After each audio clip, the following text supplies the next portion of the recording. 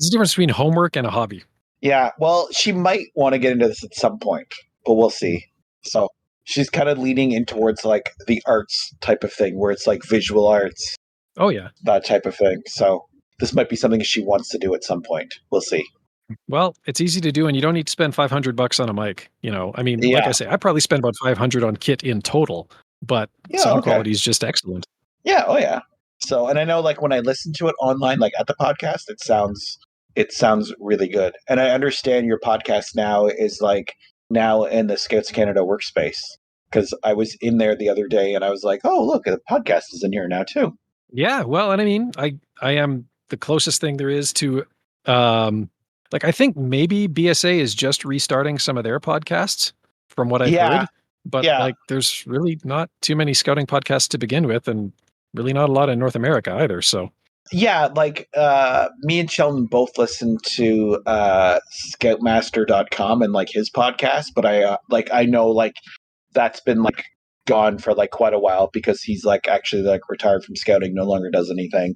But we listened to like a lot of the stuff that he was talking about, and he put like a lot of time and effort into putting out like really good training material, to the point that when I did my Wood Badge 2, some of the outdoor skill stuff, you would see his stuff sort of creep in as handouts or whatever.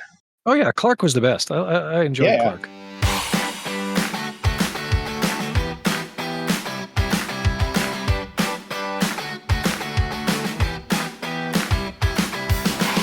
Well, welcome back to another episode of Scouting Stuff. You've got, well, 3 of us, actually. And unfortunately, I'm still haven't found time to get with Scouter Colin. Our schedules just have not been aligning, much like the stars.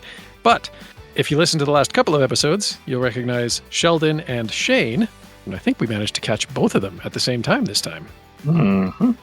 Yep. It just worked out that way. Hey, timing. Timing is everything, right? So, well, how you both been? How's your new year going so far? Mine's been great. I just finished up a scout camp, Klondike camp, actually at Camp Everton. We just did one, and we filled the camp up, which was great. Wow, nice. So how many bodies do you think? How many people? We had about, I think about, for the day that came out, we had close to about 300. Nice. That's a good time. And did you have any overnighters, or was it just the day camp? No, we had overnighters because we filled up our cabin. So I think we must have had like we had about 50 overnighters, and I had to cook for everybody. I helped with the cooking, so that was quite an interesting thing to do. Oh man, yeah, that's we've done hosted winter camps before, and yeah, just like there's like the bacon trailer, the grill trailer, right? It's just like one trailer, 6 camp chefs around the perimeter of it. Cook all the bacon. We did turkey sausage and pancakes. Nice, very nice. And then we did a foil packet dinner, which was just like potatoes, a layer of potatoes, hamburger patty, and then a layer of vegetables. Ooh. So like a Salisbury steak without the gravy. That's not bad. No, that was not bad. It was good. And then for lunch, I think we had like hot dogs and soup. Yeah. And it was really nice. I got to see. I got to feel my age because I ran into a rover who I had as a beaver. And his dad, when I scouted together, and I saw him, and he's like 19 now, and I was like, I think I need to sit down. It's the circle of life. Yeah. Now, just wait until he has kids and you're like the beaver leader for them. Yeah. So that was interesting. Nice. That sounds like a really good time. Yeah, my group's been planning for the Klondike rally that we have coming up in beginning of February. So they've been doing all that stuff that they need to do for it, tree identification. They practice like how to carry someone on an improvised stretcher, how to do splints. So it's going to be a long day for them, and it's a lot of fun. And I'm really upset that I have to miss it because I have to go to Manitoba for 5 weeks. Yes. You were talking about needing to join the frozen, the frozen waste of Manitoba. Yes, exactly. So, like, that's one of the joys of being in the military. They send you to training in these far off corners of the country, and you get to see parts of the country that you would probably never see. Um, I know the area itself is like pretty sparse. I think the biggest town that where I'm going is Brandon, Manitoba, and that Oh, okay. Well, is yeah, it's about a 2 hour drive, I think, from Winnipeg. I was I've told been that by. when you drive out that way, when you get halfway, there's a very large tree, and it's the halfway tree, as referred to by many people. And I was like, yeah, well, Nice. what does it look like? They're like, oh, you can't miss it. They're like, trust me, you'll know. And they're like, it's like a big birch tree out in the middle of nowhere. And I was like, oh, okay. So I will be Suddenly taking a there's a picture tree, of, yeah, exactly. I'll be taking a picture of said tree. as one is obliged to do. Yes, exactly. Hey Shane, it's probably the same tree that was sitting there when Grandpa was there. Yeah, I'm thinking about that too. It was probably like a sapling that someone had planted out there. Um, I have no doubt that the military, being the organization is, there's probably still buildings that were out there when he was out there. Because I know for a fact that there is a building that we have a picture of him standing in front of in Petawawa, circa 1944. And that same building is still standing to this day, and I believe the band uses it for rehearsals, like the pipe band. So, and there's only three of those buildings that are left. So I'm pretty sure it's one of those three, and they're all used by the band for practice. Nice. Well, that's how you do it. I mean, why Yeah, would I get rid of it? It's a perfectly good building. yeah. I guess we have buildings that you'll see a sign that says "Warning: This building is not fit for human occupancy." Mostly because they were like old horse stables, so it smells very interesting when it rains. I don't think the band buildings are like that, but there were buildings that we had in Petawawa. They were very much like that. They were converted horse stables, and they did not smell good when it rained. Oh, I can only imagine. Yeah. So I guess So, we're gonna start right into this. yeah, well, no, I mean, banter is good. Banter is good. Yeah. Yeah. But, and yeah, I almost want to make this, cooking stuff you should know because I love Yeah. talking camp recipes. But it was that or it was scouting life balance, which I think Shane had thrown out there as a topic when we were chatting on Facebook. But geez, now I almost want to do like favorite scouting cooking recipes. Yeah. Oh, my scout group has one. They call it scrambled pancakes, which they discovered, strangely enough, by accident. Is that like a trifle, but like with pancakes or? It's a pancake they couldn't get to, pancakes that they couldn't, or one pancake they couldn't get to flip over. So, because like they had it at a camp, they were cooking. It was an all sections camp. I was making breakfast for the Cubs, and the scouts appeared and they're like, "Hey, Scouter Shane, we made you breakfast." And I was like, "Oh, well, I've just had breakfast with the Cubs." And they're like, "Oh, come on, we made you pancakes." I was like, "Okay." I was like, "What is this?" Like, "We made you scrambled pancakes." And I was like, "It's just a pancake that you couldn't flip and it's broken into pieces." They're like, "It's scrambled pancakes." I'm like, "Fine, pass me the maple syrup." I have a really good one. It is to be used with caution, though. It's called Sugar Rush. So, or as I call it, Scouter Communion. So basically, you get you put your hand out, and then you get a choice of either the mini Rolos, gummies, M&Ms, or Smarties, or most of the other candies you have there, and then you put it in your mouth, and then someone comes by with whipped cream, and then puts the whipped cream in your mouth. And if you're doing it for ventures, the whole point is to see the whipped cream come out of your nose. Ugh, not That sure how I'd sounds like both. that. Yeah, that sounds. I don't know. That sounds both like really, really sweet and I don't know.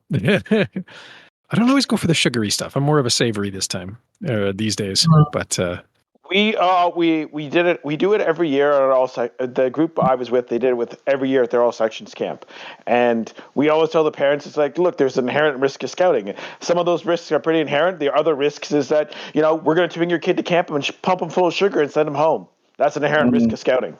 it's true. It's true. And yet, I mean, well, I mean, yeah, we always like to. The way we always like to present it is like, yeah, your kid's gonna have way too many snacks, and that's fine.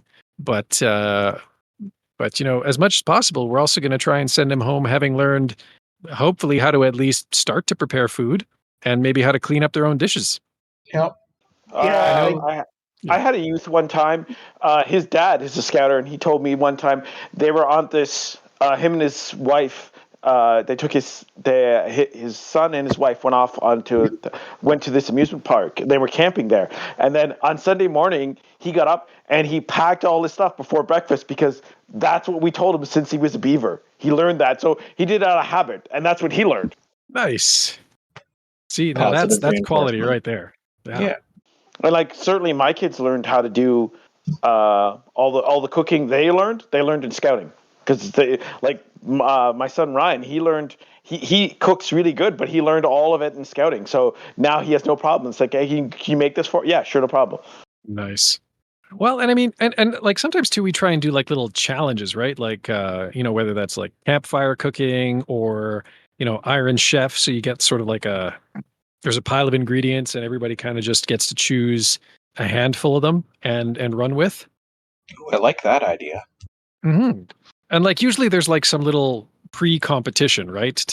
Because the idea with Iron Chef is there's like one common pool of ingredients and, there's like sort of a pre-competition and then the winner gets like first choice of ingredients and they can pick a set number of ingredients or they have like there's some sort of budget that's been determined that controls like how many ingredients they can take. But like, they get first choice and then, second place gets second choice, third place gets third choice. And away you go. We did that one time and my daughter's group wound up winning the cooking competition because even though they lost the pre-competition, and so they kind of got last pick of the ingredients, nobody else took like seasonings. Oh. People took like, there was meat and there was various vegetables and stuff like that. So they were left with like mushrooms and some herbs and various like seasonings. I think there was like maybe some garlic in the mix as well. And so they were literally just like, wow, we could make like a really nice, like, I mean, we didn't have wine, but like, we can make a really nice risotto here, like with all the stuff you've left us. And so they wound up making like this absolutely just amazingly flavorful thing with literally like the last tier ingredients.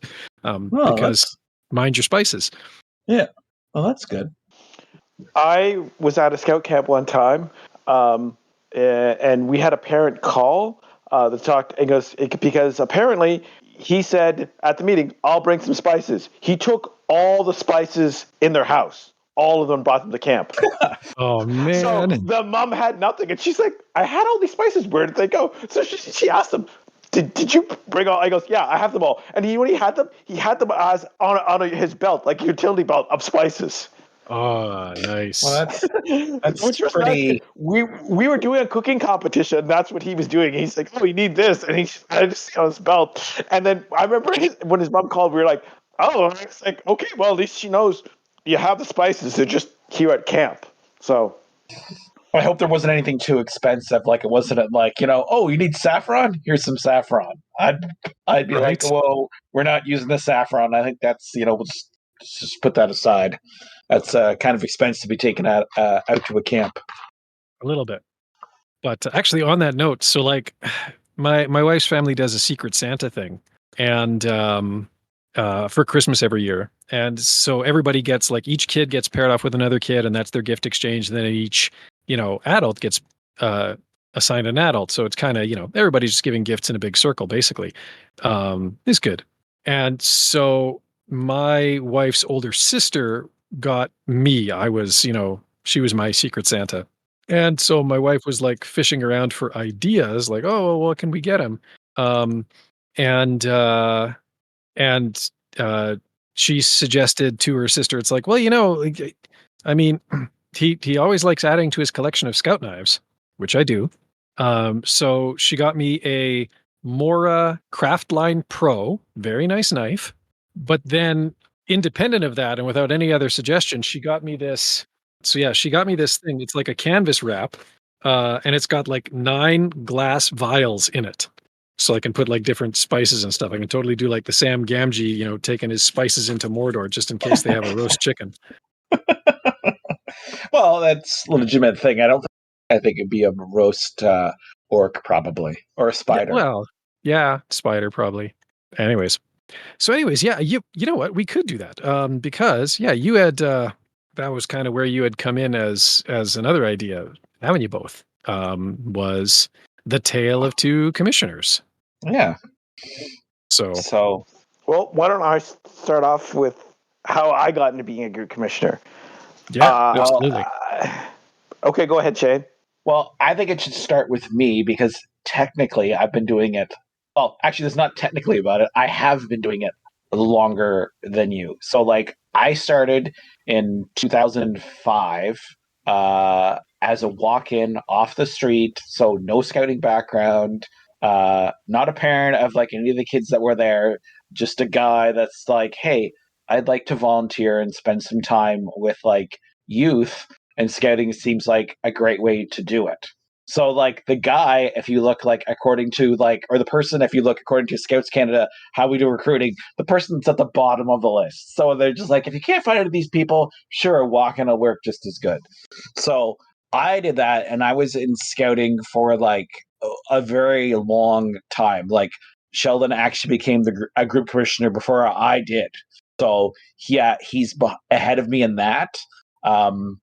And like I said, I've served as a section leader at Cubs and Scouts, but I've also been a leader in all three sections, both here in Petawawa and in Ottawa. And I'll let Sheldon take that spot from there. Yeah, so I came in 2011 when my son joined the program after some pushing from Shane that he should join the program. And I started off as a beaver leader, and then they needed a cub leader, so I moved into Cubs. As you do. Yeah, as you do. And then they needed a scout leader. And then I was doing two sections at once because you needed a beaver leader and a cub leader. So I was going from one meeting to another because my younger son was in beavers and my older son was in cubs.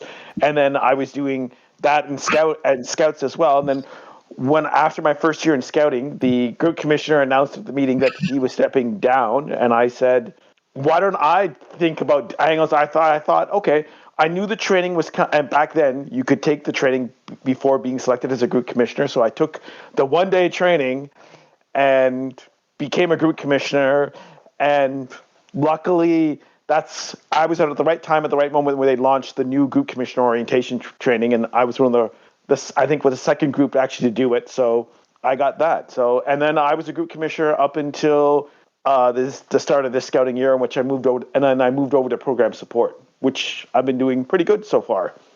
He left out the part where I think when he said he was becoming the group commissioner, I think I laughed at him for like 10 to 15 minutes. And then I was like, seriously? I was like, oh, okay. Sorry. I thought that was. But anyway. And later on, so like I've only been a group commissioner since 2020. I want to say, like, just after we came out of the COVID restrictions, the group commissioner that we had, his kid had moved on from the program and he wasn't interested in doing this anymore. And again, he didn't ask me directly. He basically said, like, you're the next person that I would consider for it. Would you consider taking it over? Most of the people that were in scouting here and that were like, yeah, no one else wants. So it's you or nobody. And I was like, okay, then I'll take the job. And that was like, just of like how things like how the other group commissioners sort of disappeared. I talked to council, and council's like, yeah, okay, no problem, we'll set you up as a group commissioner, just give us like 30 minutes. And I was like, that's all it takes is 30 minutes. And then in 30 minutes I got a message back from the group commissioners like, okay, you're all set up, lots of luck, see ya. And I was like, okay, here we go. And to date, I still haven't. I've done all the group commissioner training online. I've never done it in person. I don't know if there's going ever to be an in person because I see like all the nice stuff that my brother gets to do for training. The last time you were on training, I believe you sent me a picture in some sort of robe in a hotel somewhere. So we in Voyager Council don't see anything like that up here. Now, to be honest, yeah, I did send them that picture because they put us in the Western Hotel in Toronto, which was really nice because They did a regional one in Ontario, which was all the groups in Toronto, and the hotel came with a free robe. Why would you not use a free robe, right, Ken? Ooh, yes. Well, I mean, when in Rome or Toronto. Yeah. And then the other thing that's funny is like us being twins and everything. About a year and a half later, after he had completed his group commissioner's course, I'm at a scouting event, which is like a Brotherhood camporee, which is being held, like it rotates. The year that I went, it was in Morrisburg, Ontario, which is just on the other side of the St. Lawrence Seaway.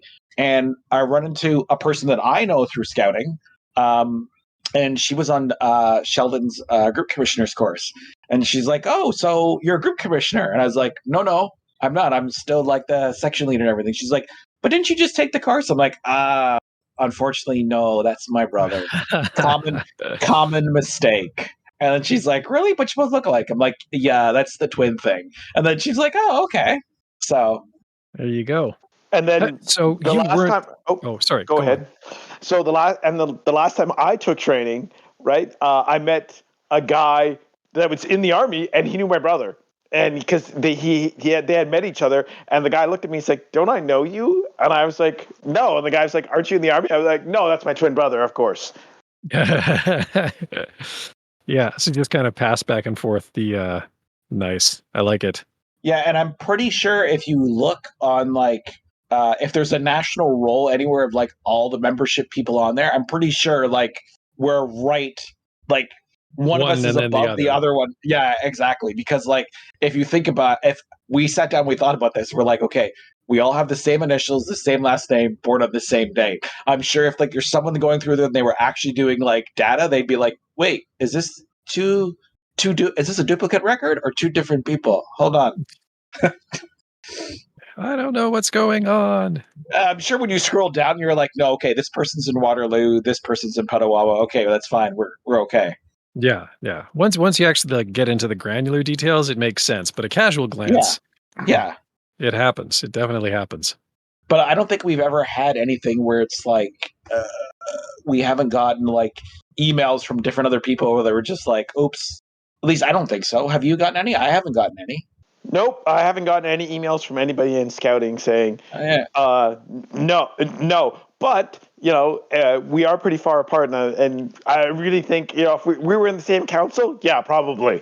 Oh, yeah, for sure. That's probably one of the things that's probably like save us is like, yeah, if we were in the same council, we'd probably be getting stuff where they're just like, "Are you taking care of this event?" I'm like, "No, that's my brother." Like, "Oh, sorry, my mistake." Oh, boy. Yeah, I mean, and name confusion is a real thing. Like in so many contexts, right? Like I hear about it all the time in like a business context, right? Where you have two people who are close in name, or like same first initial and last name, things like that. Like it's a problem, and it can cause a lot of confusion and a lot of hilarity too. So, but would I be correct in assuming then that you were never both commissioners at the same time?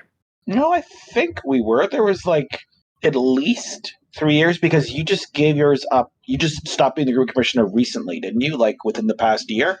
Yeah, I stopped being a group commissioner in July. There we go. So yeah, so like and I became a group commissioner in 2020. So yeah, so there was like a period there where there were both of us. Oh, okay. Nice. So one of us is going to end up being a council commissioner. I don't know which one of us is going to be though. We'll see. There's still time. There's lots of time. Well, neither one of us are planning to give up scouting anytime soon. So, no, exactly. Now, especially that I'm working on a camp, it's just like, yeah, I'm not retiring anytime soon. I've got a list of things to do at camp still. Right? Like it never really ends. It's just, you find different stuff. True. And I've seen a lot of that through it where people go on and they like, no, I do training now. I don't. Or I do X, or I do Y. Yeah, which is fine. I mean, it. If there's a role that a person can like easily fall into, that they're quite good at, like by all means, all power to them. Let them go at it. Shane, I think the other thing we forgot to mention is that we both got our wood badge too within a month of each other. I think that's the other thing too. Is that someone ever looked at? Yeah. Because I remember that. Because remember, I got mine in April and you got yours in May. Yeah, that's right. Yeah, because it wasn't too long after you started yours that I started mine. I did mine at OP Mekong, which is like a camp out near Perth, Ontario, and then you did yours at Everton or Blue Springs. I can't remember. Both. It was first Yeah, weekend was at Blue Springs, second weekend was at Everton. yeah, Nice. So kind of just everything kind of lines up in time for you two, which I guess, makes sense being twins and all. yeah. Well, one of the nice things about that is uh, when you have like someone that's you're close to in and you're sharing the same activity and everything, especially with us being group commissioners, is we've always been a sounding board for one another where it's just like, well, my guys are doing this and I'm like, well, that's a good idea. Have you thought about this? No, I haven't thought about this. Well, this person wants to do this. Well, I think that's a good idea. And I know that was definitely for Sheldon because like especially when he became it, um we would definitely go to each other and just like, does this make sense to you? And we'd be reading off stuff, and I'd be like, well, hold on, this is the way that we're doing it up here. Is this not the way that you're doing it? And then we'd be talking about that. I think, especially like with us, there was a fair bit of time where we had stuff going on, and it was like I think we would call almost every week to go over stuff. Oh, geez. Well, I guess it Uh, helps though to have each other as the sounding board. And I mean, if your groups are active and there's a lot going on, then I could definitely see the case being made for like, yeah, just being able to have those communication yeah. sessions. Yeah, I mean, it really helped me, like, because like my brother when I came a group commissioner, he had a lot more experience than I do with some of the section stuff. So then it was just like, oh, what do you think about this? And then when he became, I had a lot of experience, so then he'd ask me. And one of the things is that right, when I would get all this stuff about notification, like from a council meeting or something like that, I'd forward it off to Shane, and then he'd get it. I guess by the time his council, like he said, by the time he got it forwarded from council, he's just like, "Oh, sorry, I already got that a couple of weeks ago." Oh, geez.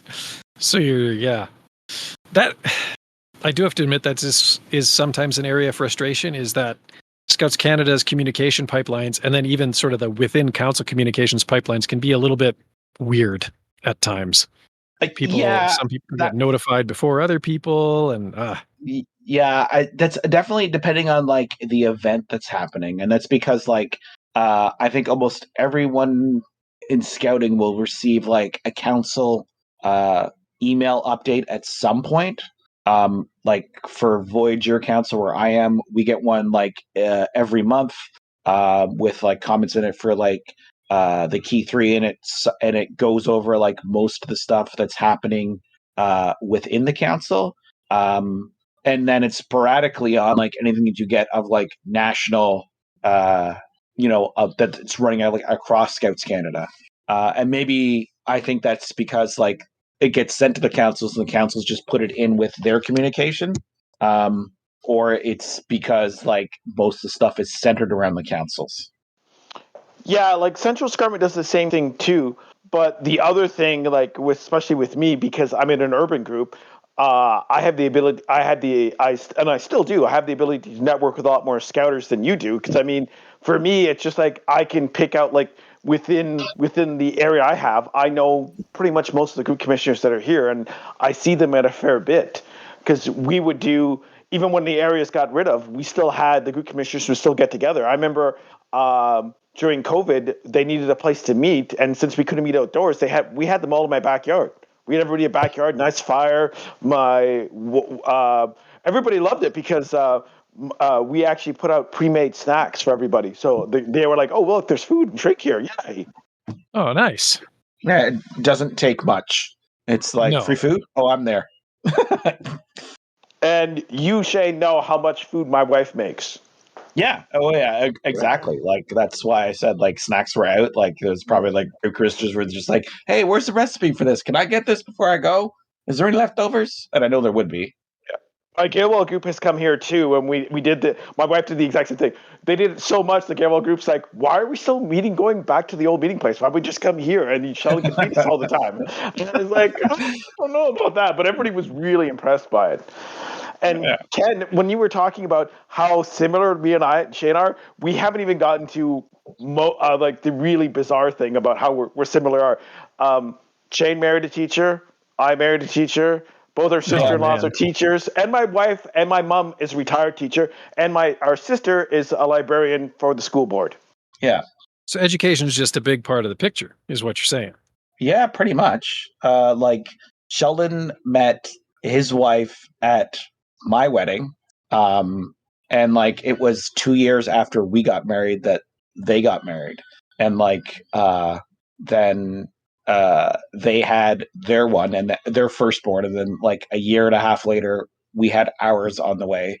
And then like when when my youngest and his youngest were born, like he said, they're 16 weeks apart.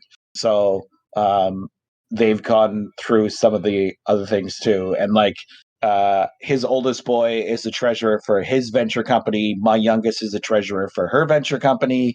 So yeah, they do a lot of stuff. Like when our kids get together, there was a time there where they were talking an awful lot about scouting stuff and the stuff they were doing at camp.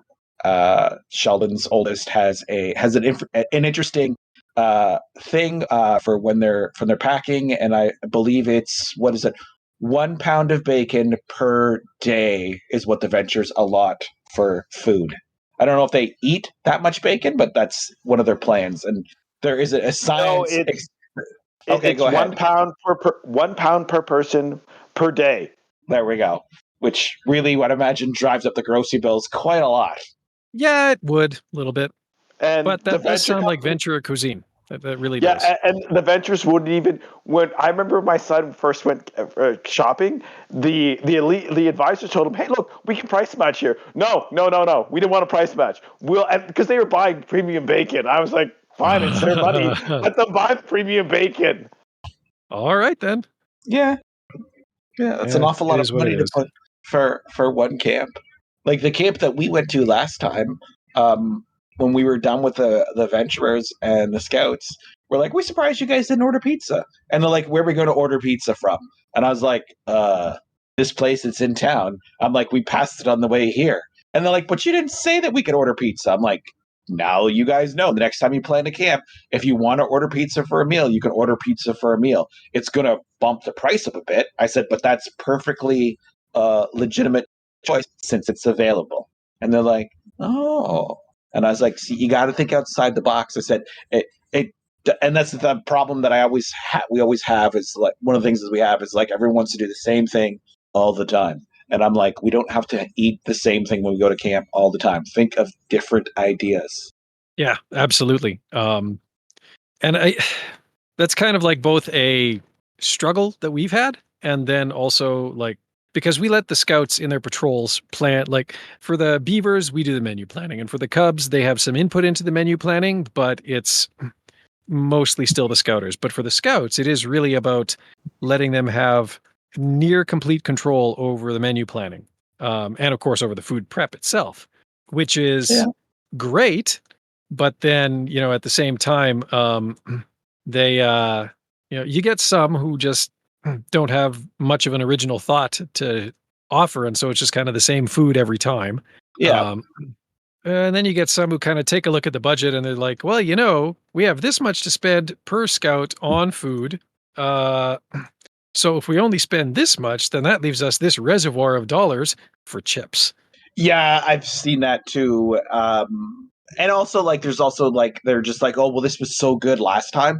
Why break with why mess with success? This was such a great meal. Let's just do a repeat of the meal. And our last camp was like that, where we went camping in early December. The year before, we'd done the same thing, and they wanted to do a dehydrated Christmas dinner. So it was like dehydrated turkey, stuffing, mashed potatoes, gravy, and they wanted it again with some cranberries thrown in, some dehydrated cranberries, and they wanted it again. And I was like, okay, that's fine. Sure. I think next time we'll be like, okay, if you want to do a dehydrated meal, let's get another dehydrated meal. Yeah, let's, because I mean, those, yeah.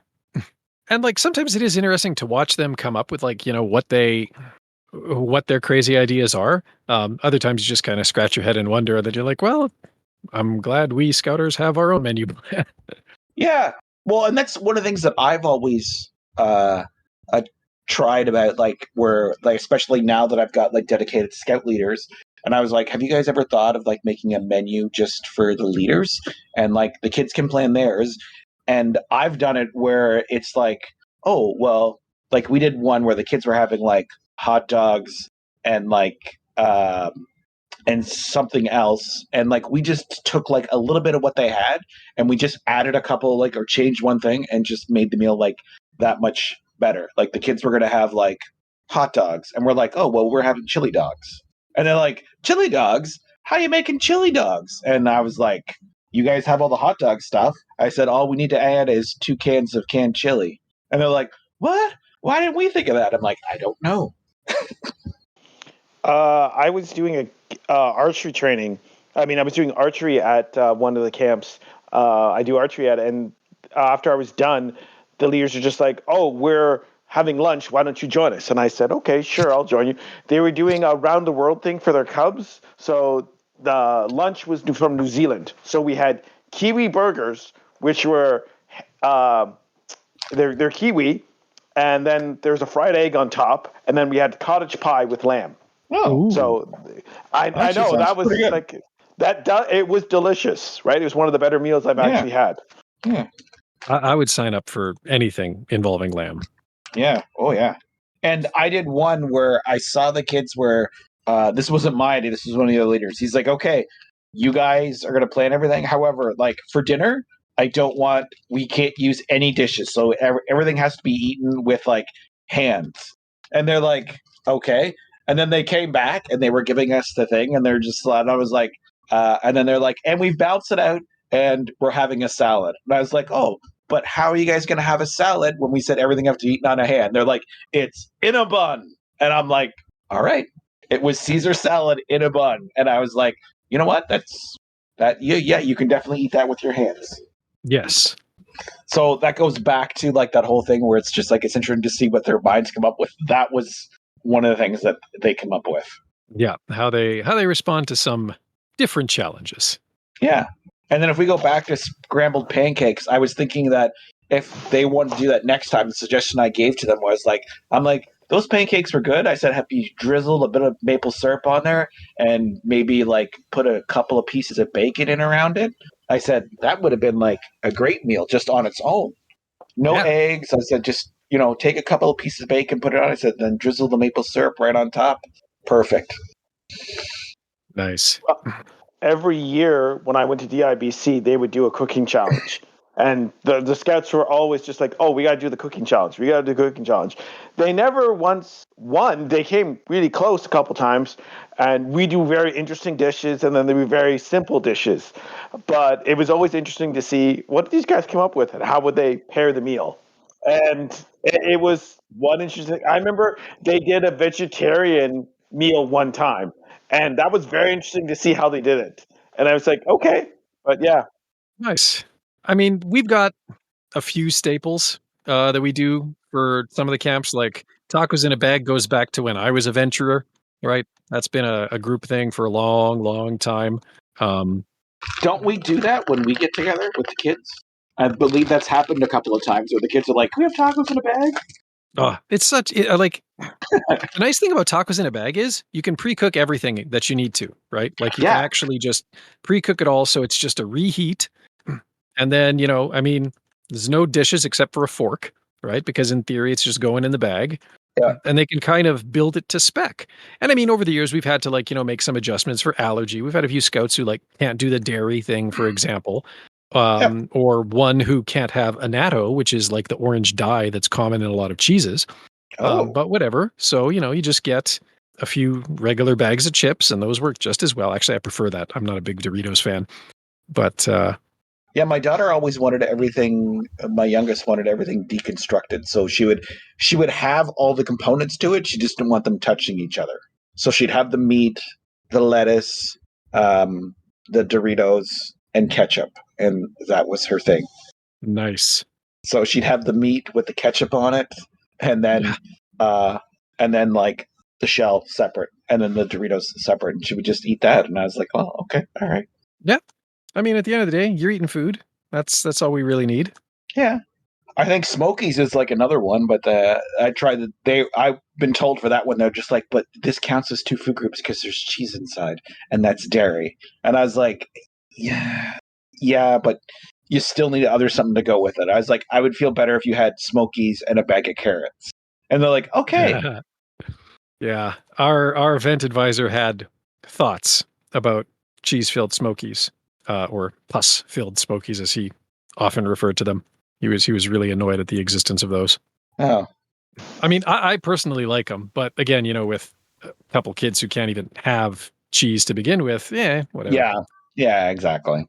But yeah, I don't know. I'm just trying to think like what else we've done for fun camp cooking. Like, I mean, I really like it when we try and do I really like the challenge stuff, right? So whether that's the Iron Chef or the foil cooking. So sometimes for daily events, we'll bring your lunch, but it has to be wrapped in foil and you're going to cook it over a fire. Yeah. Well, I just did where we were just like everyone everyone brought a lunch and everything, and this one kid just he had pizza. And he's like, I want my pizza warm. So he sharpened a stick and then stuck his pizza through this stick and then started roasting it over the fire. And his father was there and he's like, what is he doing? I'm like, he's fine. I'm like, he's good. He's improvising. He had his permit. He did all that. And then before he was done, I took a picture of that and I sent it to his mother. And then she's like, yes, of course he would do that. And this kid's like, he's like a big kid, so like he's the kind of kid that was just be like, I can crush this whole pizza, and I'm like, oh yeah, no, save some for the other kids. Yes, you probably can, but no, you probably shouldn't. Exactly. So I have this story. I think Shane has probably heard the story. Roasted carrots over the campfire. I was at a beaver camp. I was at a beaver camp. We told everybody, you get one marshmallow. We ran out of and then we're like, can we have more marshmallows? Sorry, we're all out of marshmallows. The only thing we have left, if you want carrots, you could roast them over the campfire. So they're like, can we have a carrot then? I was like, fine, knock yourself out. Here's a carrot. And I have a picture, I still have them. They all roasted their carrots, the baby carrots, over the campfire and ate them. That's hilarious. But I mean, they will do that if you give them. Actually, that reminds me. So, like my daughter, and I mean, like she's in vents now as well. Started as a beaver, and scouting's a huge part of her life. Like her two favorite days are when she gets to go to vents and when she gets to go to curling. Like that's her thing. Those are her things. And so for her last birthday, she had a bunch of friends out, and we just went to one of the local parks. I bought, a bunch of firewood and we just fired up one of the fire pits. And she just wanted to, play some games in the park, horse around on the equipment. And there was a table full of just stuff that you could grab and cook over the fire. Marshmallows and different meat options, and also some vegetables. And so at one point, I think she and I kind of both had the same idea. Where, we just grabbed some peppers and tomatoes and put those onto the spears and started doing those over the fire. And then it was like, oh, like that plus the meat and and it's like, oh, you can cook all of these things together. And then it's like so much more flavorful, and throw that all in a bun. And then all of a sudden your friends are like, oh, really? Well, pass me that. But yeah, I mean, they're kids. They like to mess around with stuff. And if some of them probably just wanted to roast a carrot for the sheer silly novelty of, hey, I just roasted a carrot on the fire. But others are probably just like, well, it probably would taste okay. I like carrots. I have done with my cubs one time. We did bannock, which worked really well, but it just took forever. It does take a while. And the other one I did, which I would highly recommend to anybody listening, we used a pie iron, and then what we did is we put a dad's oatmeal cookie in. Then you had a choice of either pie filling. So we had cherry or apple, and then you put it in there, and you put the other graham copper cookie on top, and then you warm it up in the fire. That I had the apple pie filling. That is one of the best things, and we still do it. The kids still do it to this day. My kids will like, we got to get in the summertime when we go to our trailer. Yeah, they'll grab some apple cookies, some oatmeal cookies, and we'll do that. And my wife even likes it because it's really good. It just you got to be careful when it comes out because it is piping hot. Yeah, absolutely. It's but no, that would be amazing. That would be really tasty. I've done that with like the bread crust, or with like bread bread slices, right? Like the traditional sort of camp pie. That's the but way I've done cookies, it that too, would with be bread slices. Yeah, I've never thought about that. Why am I just finding about this now? right. Well, we'll do it next time you're around.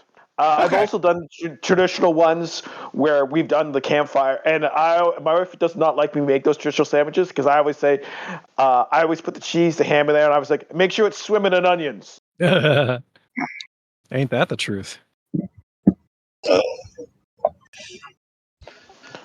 But anyways, I'm gonna have to wrap it up here soon, just because I got to go pick up my kids. So Yeah. a little I bit gotta more go of an pick up my car. Fair enough. Well, a little bit more of an unfocused episode, mostly about camp cooking. But you know what? That's okay, because I think maybe the takeaway is just like camp cooking is a wonderful time for invention and experimentation. It will not always succeed. And, the old joke is still true that scout cooking is very much Schrodinger's cooking. It can be both burnt and raw at the same time. Yeah. Sometimes it tastes good, sometimes it doesn't. Yep.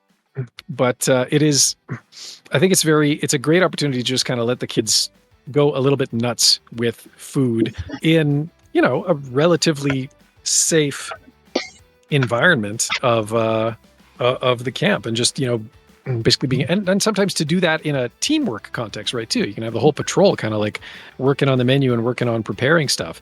And sometimes they find stuff that works, and sometimes they find stuff that doesn't. And once in a while, you accidentally invent something that becomes a staple of the group for the next 30 years. Oh, okay. Okay, well, I should go warm up my van because it's still like minus 36 here or whatever it is. Something like that. Well, hopefully it's warmer in Winnipeg where I'm going. We warmed up. I think we're -4 right now. We're minus 14 here. Well, that's not so bad. Yeah, I'll have to go online and check the forecast, at least for this week, to see where I'm going. I'm kind of lucky because like we won't be heading out to do the field portion of it until like I think we're out in the last week of February.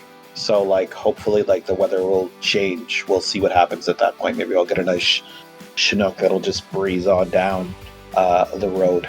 Well, that would be ideal. Yeah, exactly. So okay, well, thanks again for coming on, you both, and thank you out there for listening. And until next time, everybody, be prepared.